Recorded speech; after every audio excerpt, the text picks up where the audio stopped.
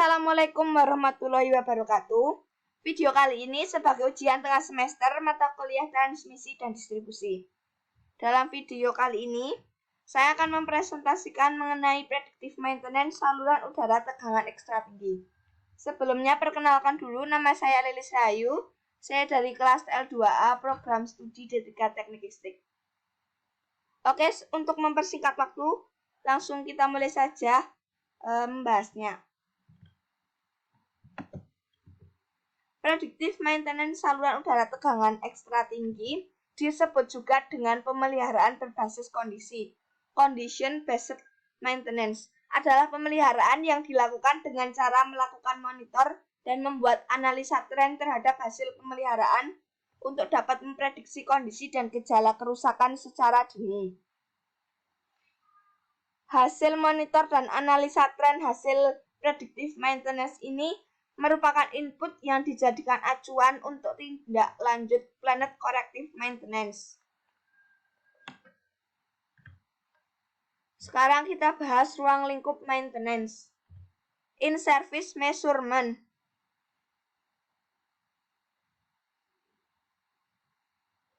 adalah pengujian yang dilakukan saat peralatan operasi bertegangan untuk dapat memprediksi kondisi dan gejala kerusakan peralatan. Untuk SUTT atau SUTET, uraian kegiatan yang dilaksanakan meliputi pengujian termovisi, ringing meter, puncur insulator, resistansi pertanahan tower. Kita akan bahasnya satu persatu. Pertama, A. Pengujian termovisi. Selama beroperasi, peralatan yang menyalurkan arus listrik akan mengalami pemanasan karena adanya I kuadrat R. Bagian yang sering mengalami pemanasan dan harus diperhatikan adalah terminal dan sambungan, terutama antara dua metal yang berbeda, serta penampang konduktor yang mengecil karena korosi atau rantas.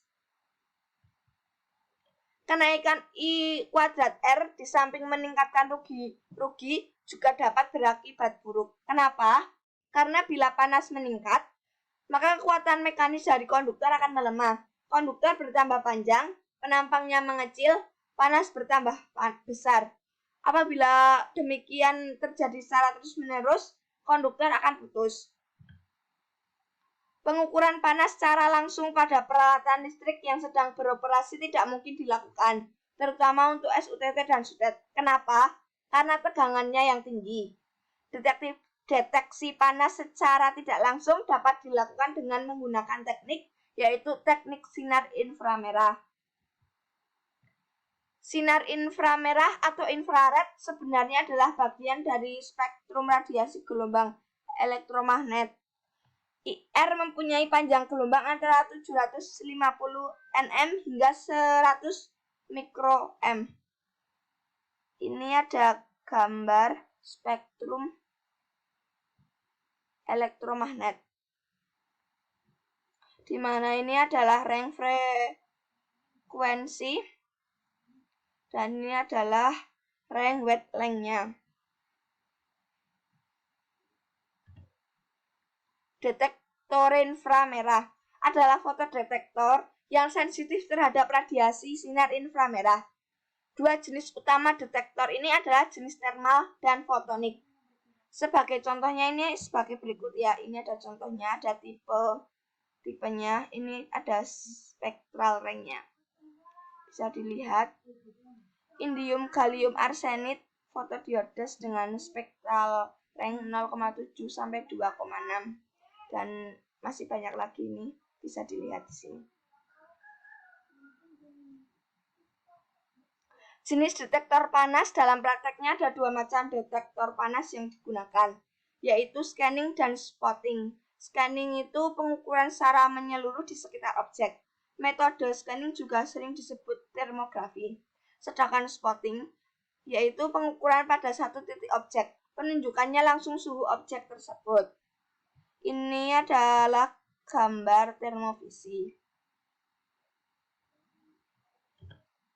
Infrared kamera. Radiasi sinar inframerah dapat digunakan bermacam-macam, antara lain melihat di dalam kegelapan dan menentukan suhu dari suatu benda dari jarak jauh. Teknik melihat suhu dari jauh ini dikenal dengan termografi.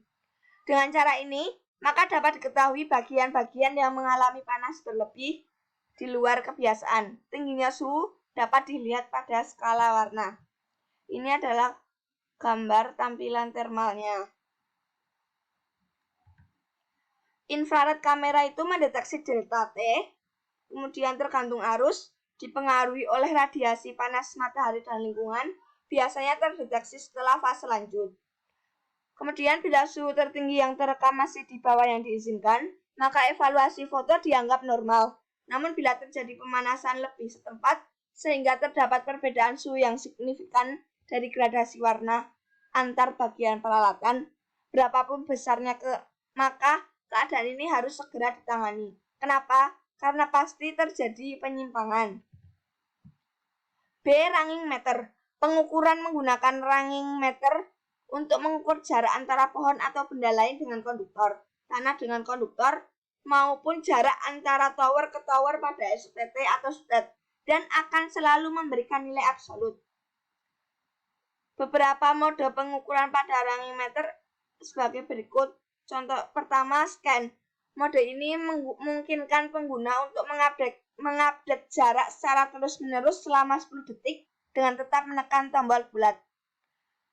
Kemudian reflektif. Dalam mode ini memungkinkan pengguna untuk melakukan pengukuran jarak pada benda dengan daya pantulan tinggi hingga jarak 1999 meter.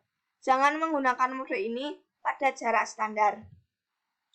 Kemudian mode rain. Presipitasi seperti hujan atau butiran salju dapat memantulkan pulsa energi yang dipancarkan oleh alat ini. Oleh karena itu, mengganggu pengukuran jarak sebenarnya. Dengan memilih mode ini, pantulan energi tadi akan dihiraukan sehingga menghasilkan pengukuran yang akurat. Dalam mode ini, sistem tidak akan mengukur jarak kurang dari 65 sampai 95 meter. Ini ada contoh pengukuran kawat konduktor. Ini ada langkah-langkahnya, nanti bisa dilihat. Kemudian di sini sudah dikasih keterangan jarak L ini merupakan jarak antara proyeksi kawat dengan titik ukur.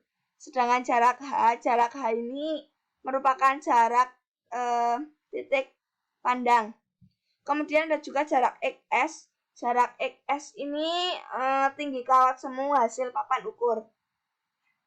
Sedangkan jarak X ini merupakan tinggi kawat. Dan ini merupakan titik ukur kawat. Ini ada langkah-langkahnya.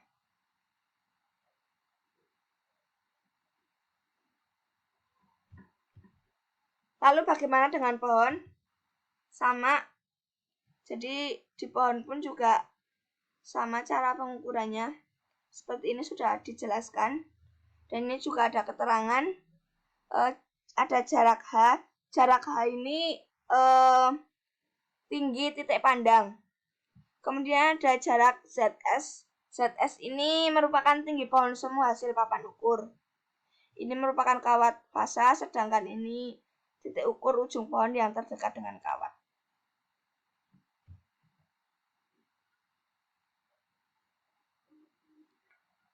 Tinggi ujung pohon sebenarnya itu merupakan penjumlahan antara ZS dengan H. Seperti ini ya.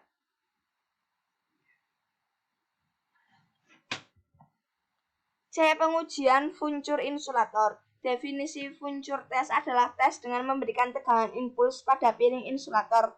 Namun, definisi funcur test di lapangan adalah pengukuran distribusi potensial antar keping insulator dalam satu renceng dengan menggunakan alat pekerjaan dalam keadaan bertegangan atau PDKB yang dikenal sebagai transmission tester, sehingga pekerjaannya pun harus dilaksanakan secara PDKB.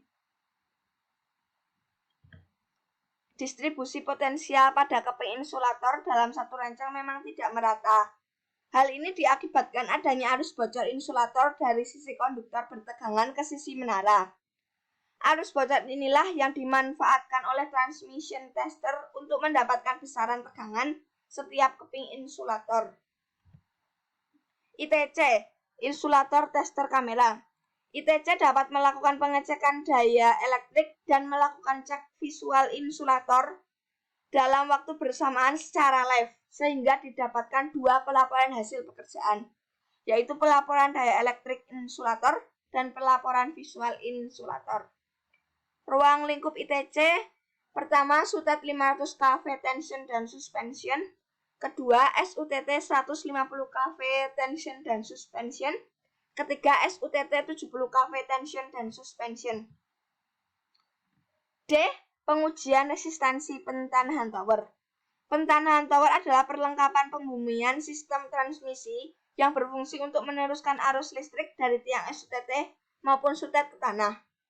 Pentanahan tiang terdiri dari konduktor tembaga atau konduktor baja yang diklem pada pipa pentanahan yang ditanam di dekat pondasi tiang, atau dengan menanam pelat aluminium atau tembaga di sekitar pondasi tiang yang berfungsi untuk mengalirkan arus dari konduktor tanah akibat sambaran petir. Nilai pentanahan tiang harus dibuat sekecil mungkin. Kenapa? Agar tidak menimbulkan tegangan tiang yang tinggi yang pada akhirnya dapat mengganggu sistem penyaluran.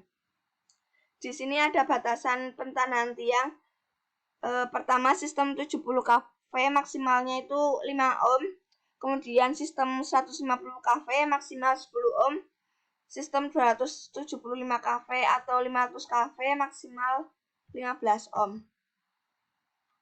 Download TLA. Transmission Line Arrester merupakan peralatan yang didesain untuk melindungi peralatan lain di SUTT dari tegangan surja, baik surja hubung maupun surja petir dan pengaruh follow current. Pada kondisi normal, TLA ini bertindak sebagai insulator, mengalirkan beberapa miliampere arus bocor ke tanah. Sedangkan pada kondisi gangguan, TLA akan berubah menjadi konduktor yang sangat baik, mengalirkan ribuan ampere arus surja ke tanah.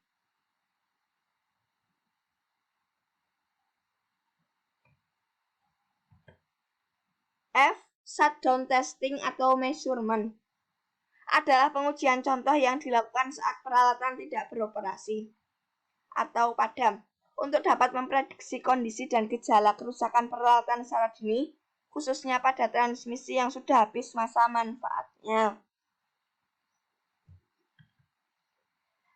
Ya, sekian ya teman-teman presentasi dari saya.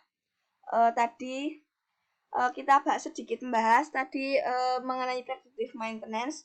Ruang lingkupnya tadi ada in-service measurement, di mana dalam in-service measurement ini kita tadi membahas beberapa poin. Pertama mengenai pengujian termovisi, di dalamnya juga disinggung mengenai detektor inframerah dan juga infrared kamera. Ada juga ranging meter dan metode-metodenya, dan bagaimana cara mengukur kawat konduktor dan tinggi pohon. Kemudian ada pengujian funcur insulator. Di sana juga disinggung mengenai ITC atau insulator tester kamera. Ada juga pengujian resistansi pentanahan tower dan batasan nilai pentanahan tiang. Tadi juga sudah kita bahas ya teman-teman. Kemudian ada download TLA, di mana tadi kita membahas pada kondisi seperti apa TLA ini bekerja sebagai insulator dan pada kondisi apa berubah menjadi konduktor. Dan yang terakhir tadi kita membahas mengenai shutdown testing atau measurement. Ya teman-teman, itu tadi presentasi dari saya. Kurang lebihnya mohon maaf. Semoga kita bisa kembali belajar bersama-sama lagi, mengenal lebih banyak hal lagi. Sekian, kurang lebihnya mohon maaf. Assalamualaikum warahmatullahi wabarakatuh.